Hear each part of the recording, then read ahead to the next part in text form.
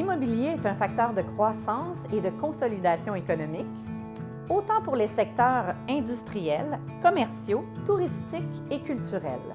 La qualité, parfois mieux que la quantité, est le facteur déterminant du niveau de vie et de prospérité de la population qui l'abrite. La diversité immobilière, tant résidentielle que non résidentielle, est un indicateur de vitalité du milieu.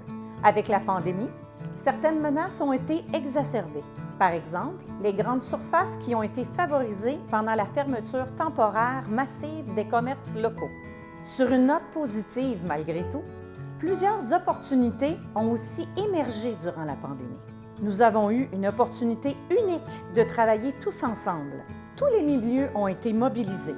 Il y a eu une favorisation à l'échange et la création d'alliances qui étaient quasi inexistantes avant la pandémie. Puisque les paramètres du secteur de l'immobilier risquent de changer durablement en raison de la pandémie, le Comité d'appui à la relance économique du Haut-Richelieu, le CARE, a également choisi d'inclure dans sa réflexion le volet des services et surtout le télétravail, parce que ce dernier aura un effet majeur sur l'immobilier, son déploiement et son utilisation.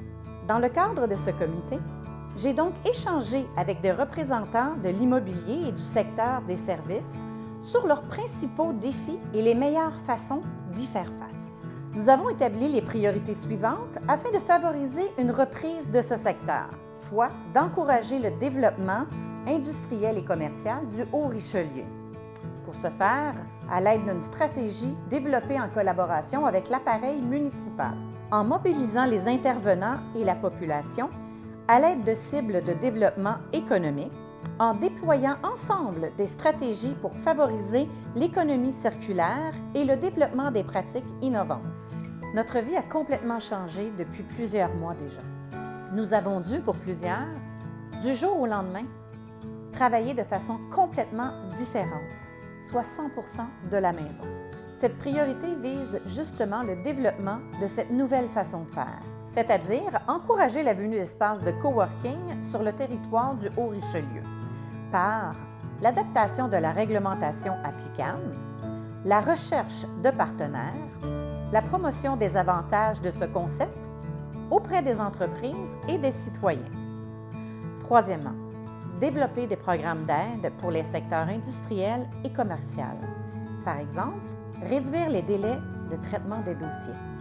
Dans un contexte de relance, une adoption rapide des décisions sera nécessaire.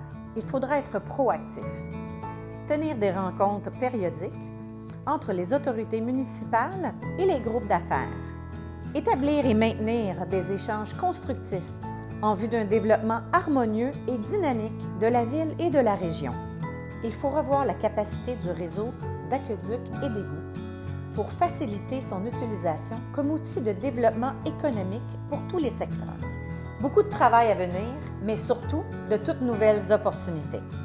Je souhaite remercier les représentants de l'immobilier et du secteur des services qui ont si généreusement partagé leurs réflexions sur les façons de faire face aux défis que représente une relance réussie de l'économie de notre belle région du Haut-Richelieu.